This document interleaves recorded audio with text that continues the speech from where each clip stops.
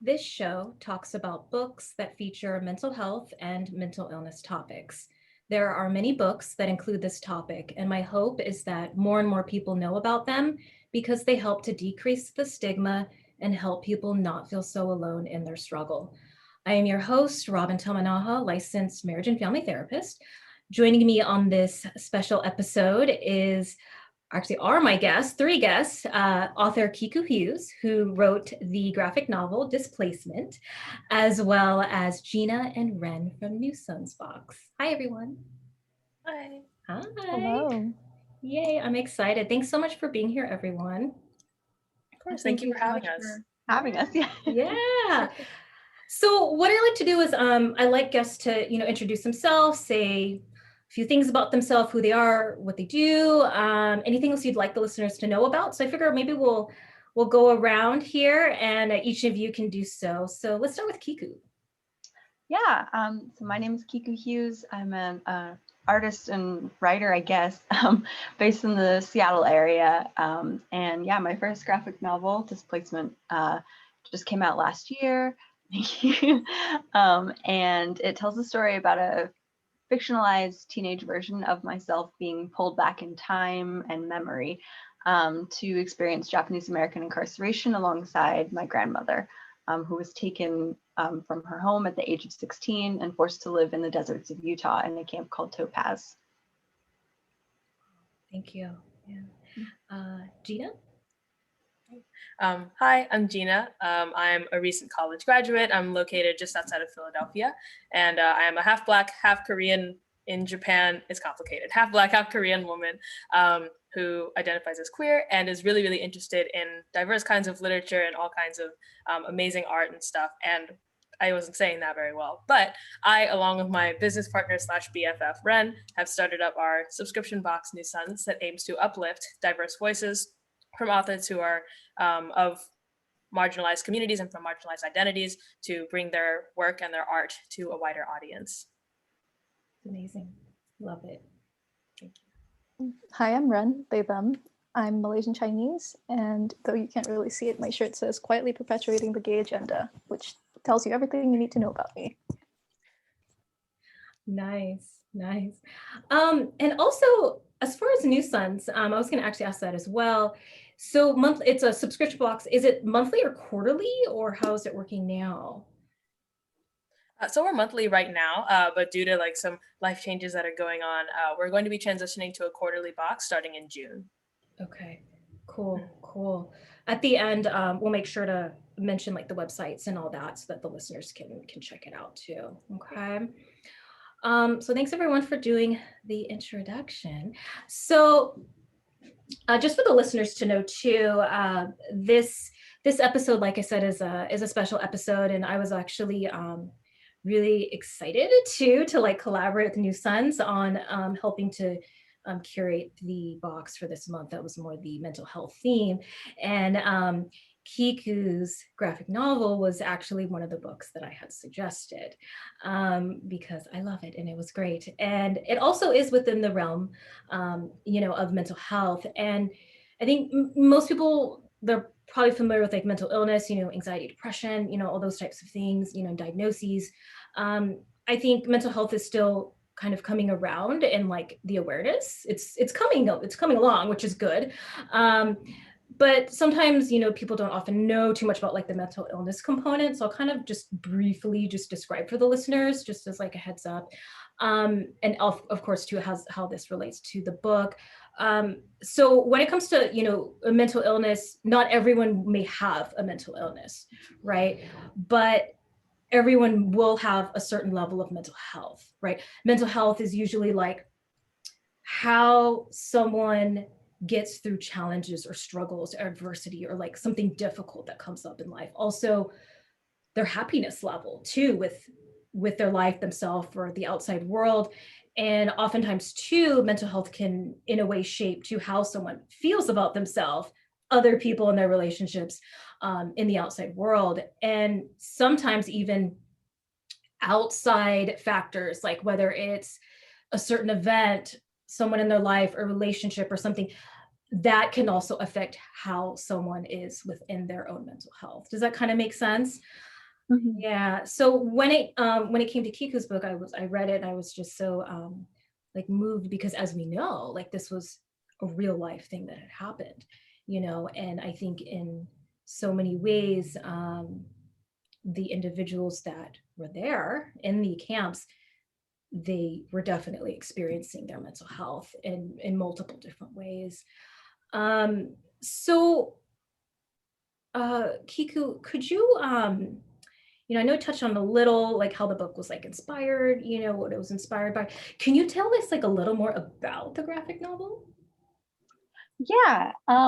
So essentially, I started writing Displacement in during the 2016 election, and that was because there were so many similarities that people were drawing between the rhetoric of the Trump campaign and the sort of ramping up rhetoric around the World War II incarceration of Japanese Americans. And, you know, there were a lot of Japanese Americans at the time who were, you know, talking more about camp than maybe they had before, to draw that comparison specifically and to sort of remind the country of, you know, the ways that this rhetoric, the direction that this rhetoric has led before. And because of that, I was really inspired to actually sit down and sort of research and write this story that had been kind of brewing for a while. I always knew I wanted to learn more and to sort of make something that helped me sort of explore this family history. But yeah, the 2016 election was really sort of the catalyst for that. And so it takes place, the book sort of is framed in that time period. It sort of starts in the 2016 election. And the words that my character is hearing on the TV from Trump's campaign, act as sort of these triggering moments that force her to travel back in a memory, in these what she calls displacements. And sort of, I wanted that to sort of reflect the ways in which the rhetoric really triggers a collective trauma response, I guess, sort of related to this mental health topic that you were discussing. Definitely. And I thought it was so interesting too how you did that in the book, where it was like the memory and then being like pulled back to that time. I thought that was like fascinating how that was done. Symbolic, but also very, very powerful too. Thanks. And I definitely want to shout out Octavia Butler's Kindred, which was a huge inspiration to me, not only in terms of understanding like sci-fi tropes such as time travel in a new lens, but also just sci-fi in general as a tool for exploring these sorts of traumas on marginalized communities, and the really powerful way that reinterpreting these tropes can be done. And Octavia Butler was, of course, a Black author who lived in the Seattle area and who wrote a lot of really incredible works. But Kindred is one of my favorite books for sure. Yeah, that's and I really should say, cool. sorry, Kindred also has that concept of being pulled back in time. She uses time more literally. I use more of a generational memory. But in Kindred, it's a Black woman living in the modern era who gets pulled back in time to the antebellum South against her will. Yeah, that's amazing. So let's dive in. Renn and Gina, do you have anything like you want to ask or bring up? Well, since we Renn, just you can go mentioned, first. thank you. Well, since we just mentioned sci-fi and Octavia Butler, one thing that struck me about Displacement was how, you know, nowadays, especially in modern fandom spaces, people, especially white men, are really quick to decry female characters and characters of color as an invading force or presence that, to their mind, is taking over a space that they see as theirs. And so it's really awesome to see how in Displacement and in Kindred, you show that in history, as in sci-fi, which is inherently rooted in history, there have always been women, there have always been people of color, there have always been queer people who are living their lives, and so much of that history gets erased when white supremacy, which is the invading force, moves into those spaces. Yeah, definitely. And I mean, sci-fi was pretty much invented as a genre by a woman, so it is just Mary Shelley, shout out. So it is doubly ironic that it has been so sanitized and used as a tool, yeah, of white supremacy and of, you know, Western hegemony to erase that sort of history. But yeah, women and people of color and queer people have always been doing the best sci-fi because it is a genre that I think resonates uniquely with people of marginalized identity.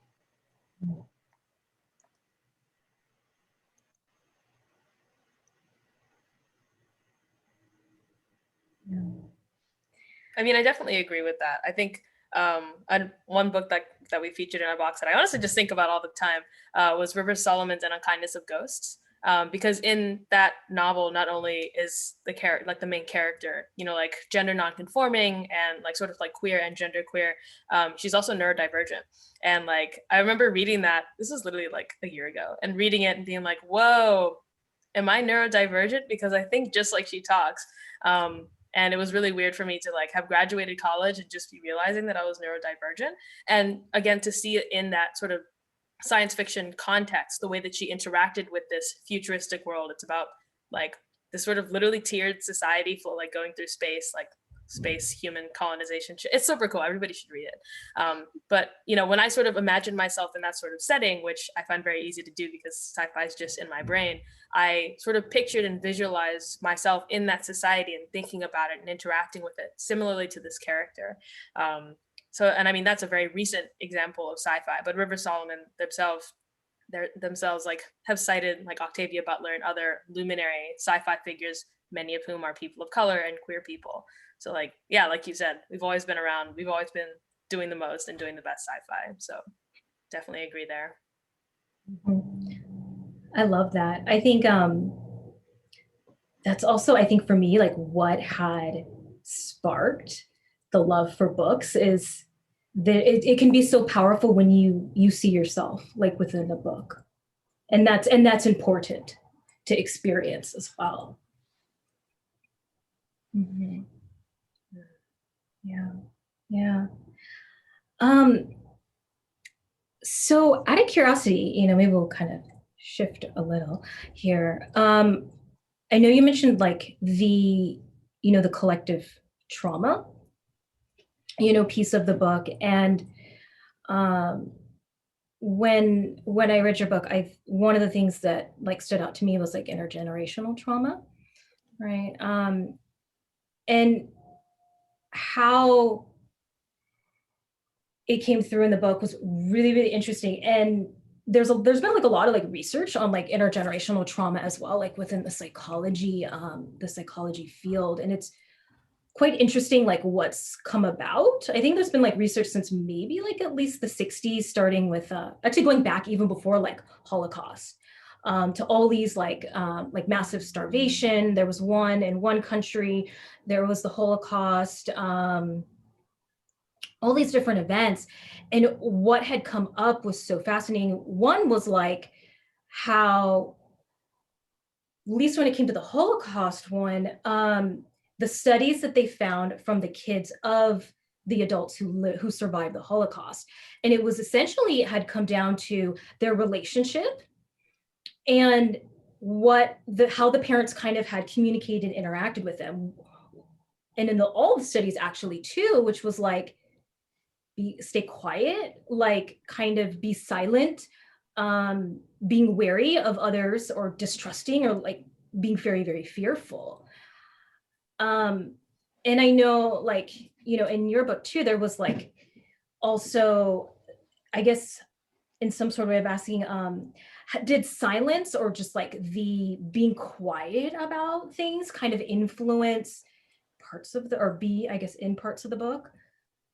Yeah, that's a huge part of the book, is the sort of the lack of access to these stories and the reasoning behind, I guess, one generation, the generation that went through the camps, like the reason that they didn't share a lot of their experiences.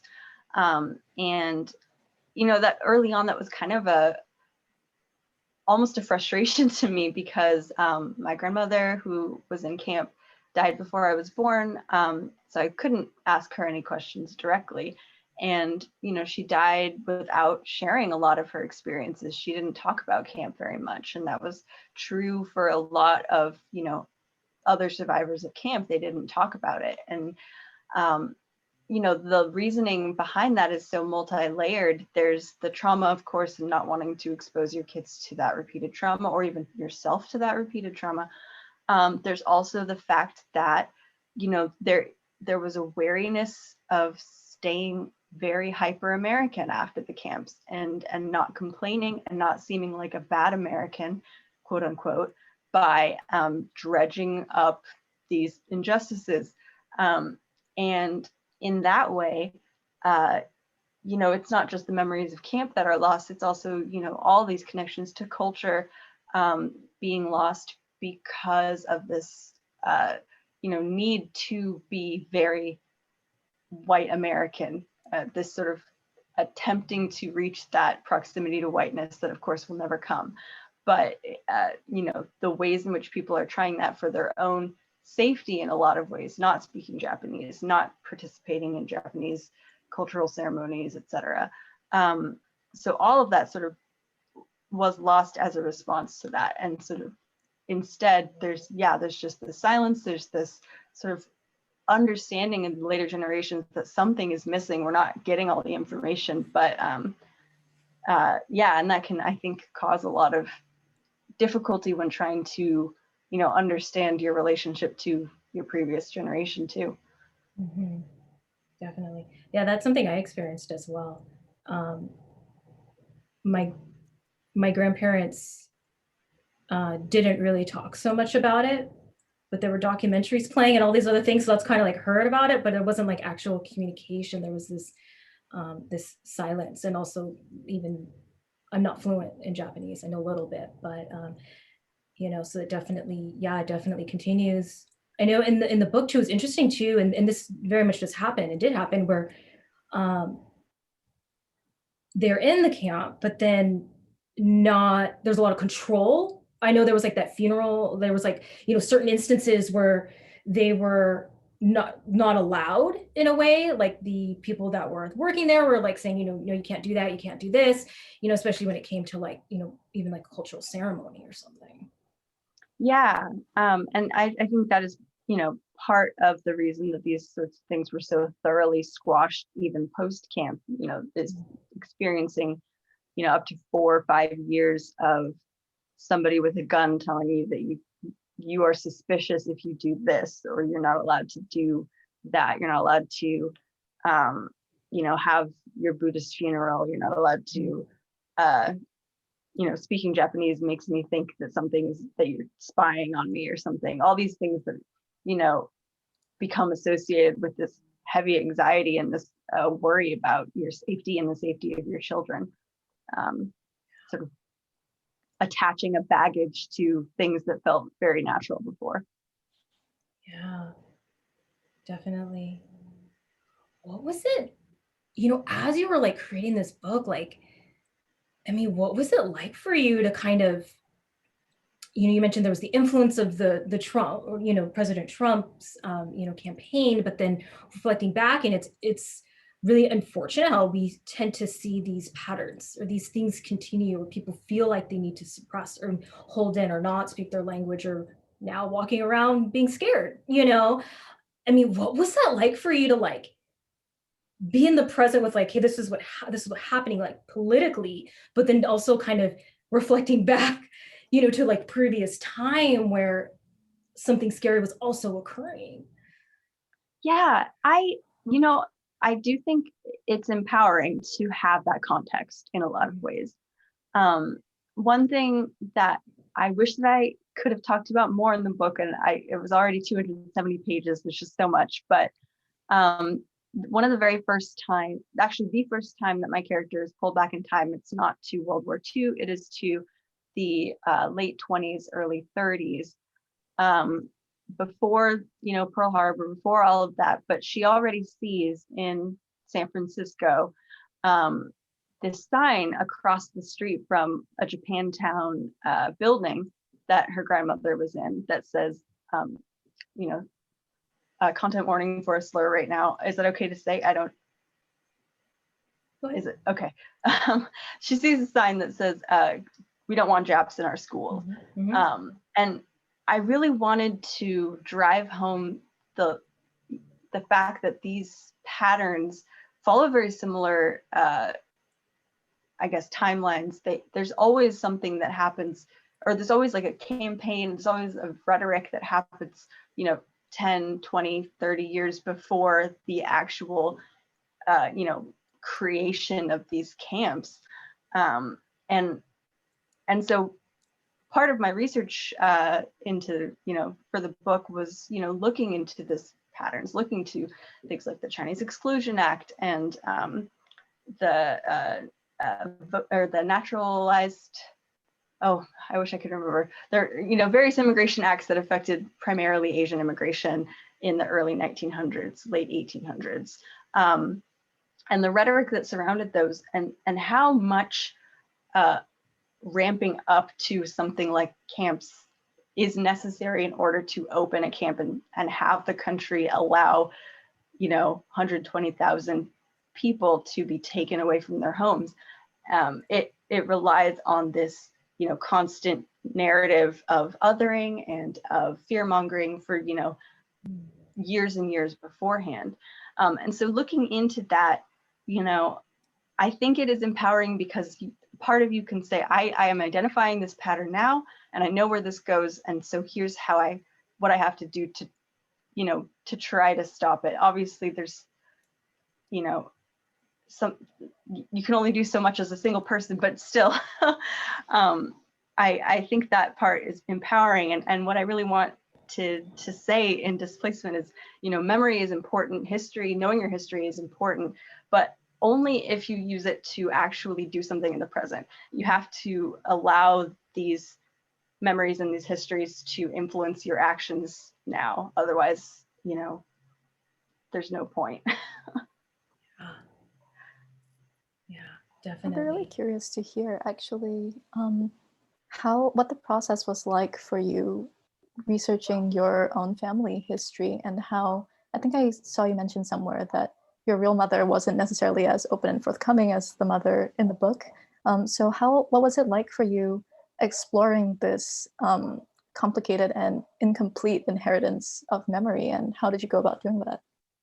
Yeah, it's true. I think my mom was not as open as the character in the book, who is my mom in the book. But one of the really great things about researching for the book was getting to share things that I found with my mom, who also had an incomplete history because her mom didn't share everything with her. But yeah, it was challenging because of that lack of, generational, like direct contact with my grandmother. I relied a lot on libraries, of course.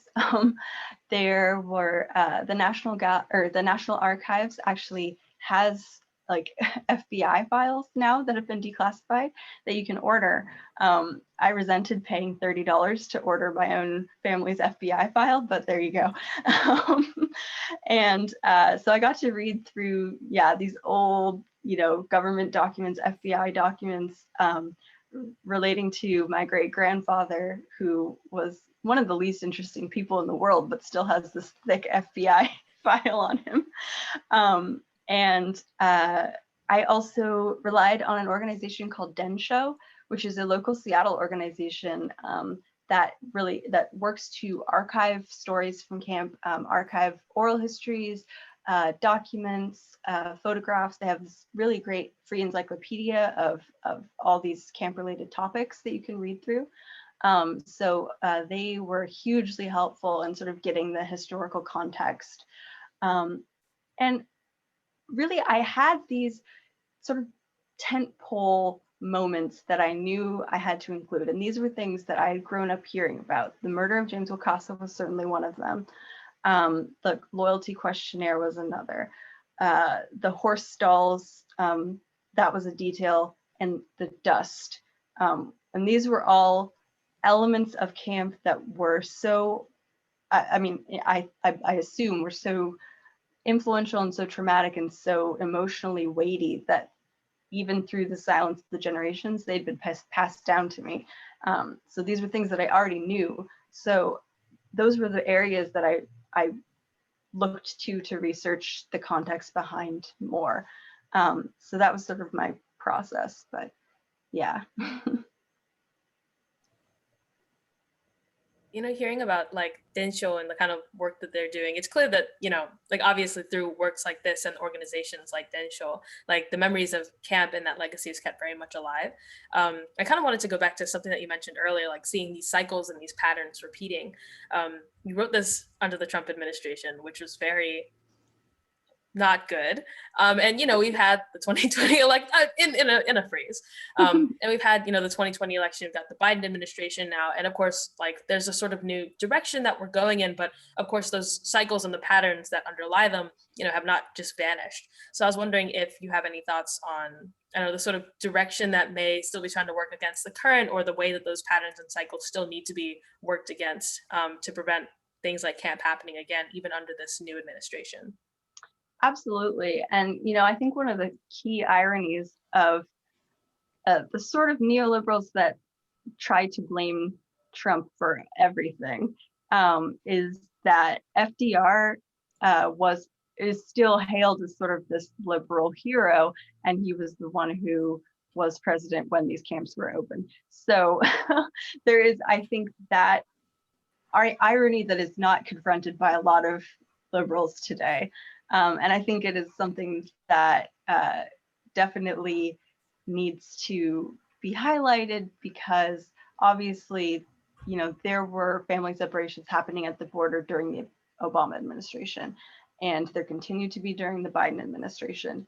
And this narrative of, you know, the sort of racist fear mongering against, say, Muslim Americans was happening from the Bush administration. There were, you know, it didn't tone down during the Obama administration. There were, you know, it's added by the Obama administration's, you know, continuation of, you know, forever war in the Middle East, and that is still going on. So these sorts of things obviously continue throughout both, you know, ultra conservative, some might say fascist presidencies, and but they are kept structurally sound by liberal presidencies as well.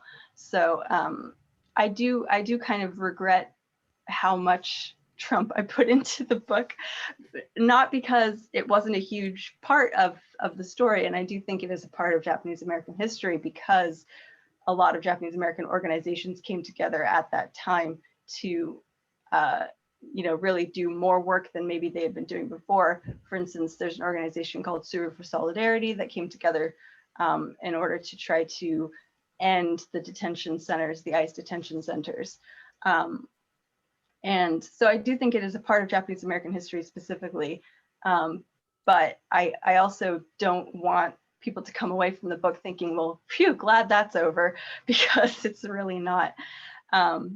So yeah, I do hope that people realize when reading the book, and I wish that I had emphasized more, how one president is not responsible for, you know, years and years of this same pattern. Yeah.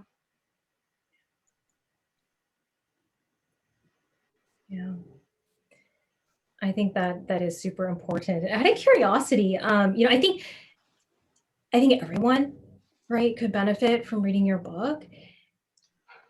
When you when you were writing it, or even like now, do you have like certain people in mind where you're like, oh, I really would like them, you know, to read this book, or it'd be great if these ones, you know, did.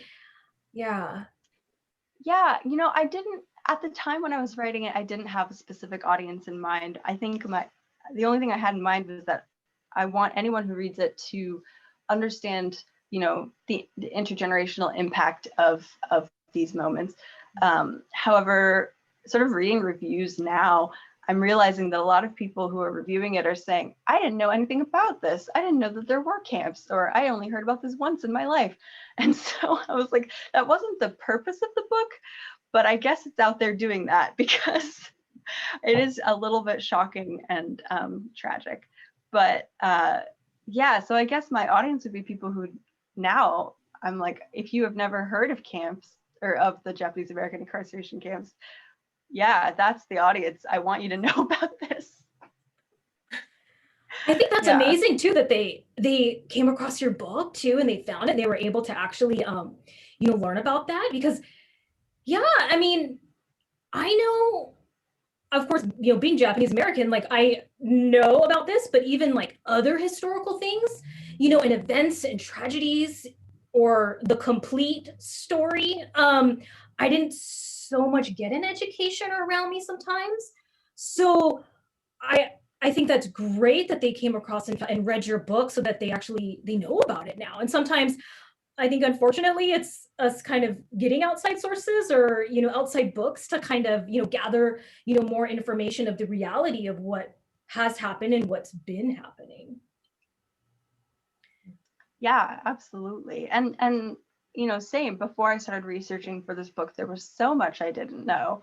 And I think one of the main things that really like opened my eyes to the reality of what was happening, back then, I grew up with this idea, and maybe Robin, you relate, that everybody in camp kept their heads down, tried to do their best, tried to just survive this sort of gaman, just get through it, and we'll be fine.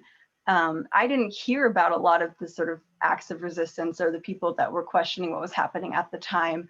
I just didn't ever grow up hearing about that. So when I learned about it through research, I was so excited to create characters that, were actively decrying what was happening to them in the moment, because, I think it's so inspiring, especially for later generations, to see that previous people were fighting this at the time. People were saying this is wrong. I think people get a pass. Sometimes, they think, oh, that was 50 years ago. Of course they were racist. But like, no, people at the time were saying that this is racist. People at the time knew what was up. So that was really cool. I was glad to be able to read stories of people who were, at the time very vocal and in resisting what was happening to them. Yeah, that's really empowering to read and to know those stories. I think for most of my life, yeah, I actually didn't know. Like and going off of what I'd said in the beginning too, is sometimes you kind of learn how to navigate challenges or respond to certain things based off of like what you see. And I think, for my grandparents, even after after the camp, well after my entire life, there was that keeping your head down, like not stirring up anything, just staying silent, even if someone acted weird or outright racist or rude, or there was some sort of challenge. You just, the message was essentially like keep your mouth shut in a way, just because, and sometimes I was modeled because I saw them experience things and they were quiet, so yeah, so reading parts of your books and even like learning about others who stood up, I think is so great, and that's empowering, and that's important to know for sure. Mm-hmm. Kind of goes against that narrative of like, be quiet, Yeah. And sort of on that relation, sorry, I'm kind of pivoting as well, but sort of related to that sort of hidden history, and the power of seeing yourself or seeing, people who were authentically themselves in the past. I really wanted to shout out Jiro Onuma, who is one of the only documented gay men in the camps, and reading about his story and sort of like the surviving documents of his life was so inspiring, and I had to include him. He's in the crowd scene. I don't know if you can, there's a little Easter egg for you. He's in one of the crowd scenes because he was in Topaz as well. So yeah, his story, and sort of, he has photographs of himself with his boyfriend in camp.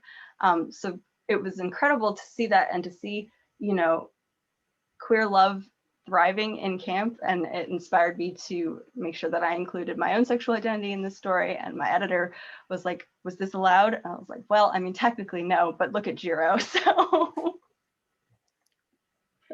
So I wanted to shout out Jiro. Nice, nice. Before we start wrapping up, is there anything anyone wanted to ask, or Kiku, anything like maybe we didn't ask that you wanted to bring up or talk about or share? I just did mine, so.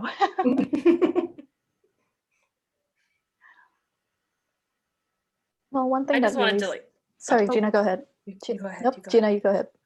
Gosh, I just sort of just more of like a comment than a question, excuse me. But so like a really quick rundown, like my like Korean half is like Korean in Japan. Like my Korean ancestors had to come over during the colonial period because Japan was an imperial power and it was awful.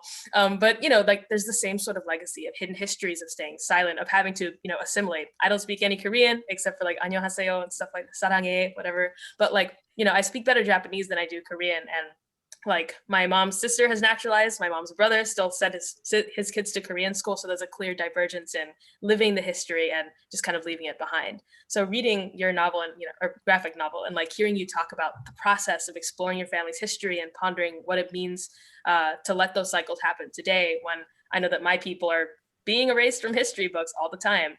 I met plenty of Japanese people who said they never knew there were Koreans in Japan, like natively, like over 30 years. So, you know, just sort of seeing like these legacies and hidden histories around the world, and the fact that these silences, you know, are worldwide, wherever there is that generational trauma, was just super, like really touched my heart. So I really appreciate like the work that you've done and you coming on the podcast today and sharing that with us. Thank you so much. And I would be so interested if you are able to look into sort of Korean Japanese, you know, communities, because I know Japan, the nation of Japan, has a terrible track record of suppressing those sorts of histories. Yes. And me not speaking any Japanese, I have no way to access that. So please keep in touch. And if you find anything else out about oh, absolutely. that, I did my thesis on it. So we can get in touch later. yes, please. I got you. Yeah, Renn, you were saying, please, my dear.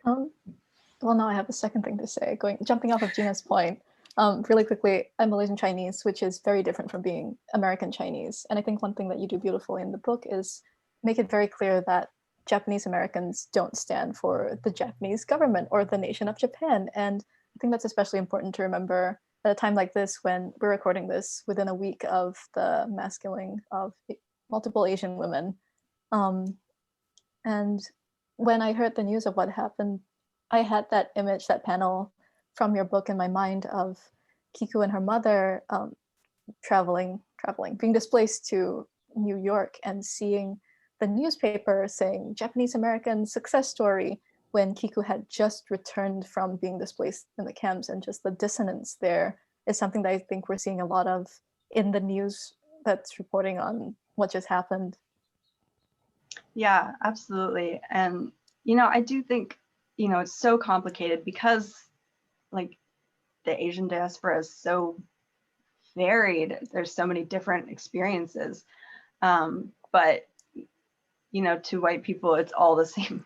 We're all just Asian. So yeah, talking about that and sort of peeling those layers is more, I think, very important more than ever. And sort of the sort of the multiple facets that go into being an Asian woman specifically, and sort of the you know, the sexualization, the othering, the fetishization that has been so entrenched in Western history. All of that leads into it, and we can't go on forever about it, but yeah. Definitely. I'm sorry, did you have you said you had two things? Oh no, sorry, the Asian diaspora being so different from the Asian nations that people's ancestors came from, being different from the government was the first thing. I should have made that clear. Yeah.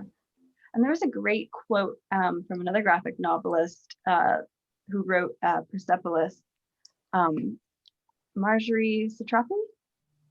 Oh, sorry. I know I got that name wrong, but I'm trying not to take too long to Google it, but who wrote Persepolis?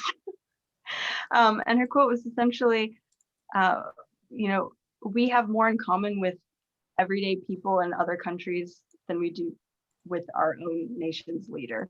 Like, she was like, I'm Iranian. Marzin Titrapi, thank you. I'm Iranian, and I have more in common with you as an American than I do with my own leader, and you have more in common with me than you do with your president. And I always think about that quote. I think it's so true.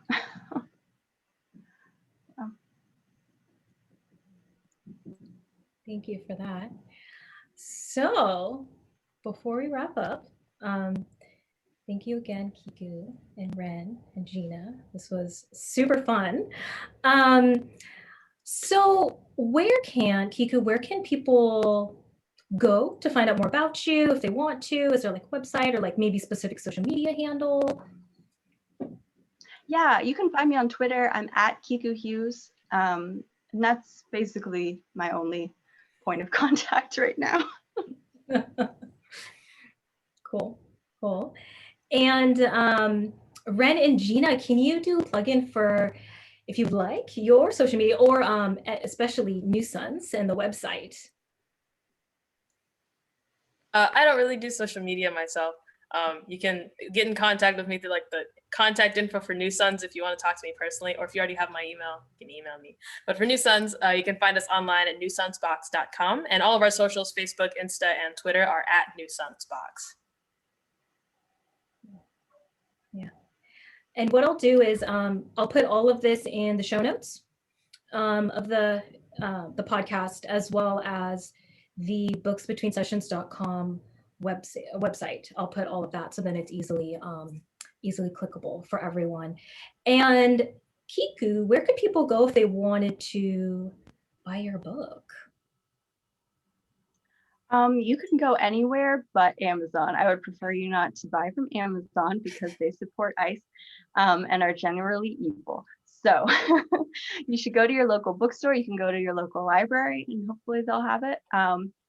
Or you can support my local bookstore if you feel so inclined. They're Third Place Books, and they are a great bookstore in my local area, and I would love for you to support them. Great. Yeah, definitely support local bookstores. It's super, super important, especially in the past 12 plus months or so during this pandemic, for sure. So definitely go there. Well, again, thank you everyone for doing this. This was super, super fun. And we'll all stay in touch, I'm sure. Okay. Yeah, thank you so much for having me. Yeah. And Gina and Renn, thank you for your incredible subscription service. I think it's going to be awesome. I'm very excited for it. And Robin, thank you for your work with mental health. I think it's more important now than ever. Yeah, thank you. Round of applause for everybody. Thank you so much for your energy and for your work. I appreciate all of you so much. All right, take care. All right, Bye. you too. Bye.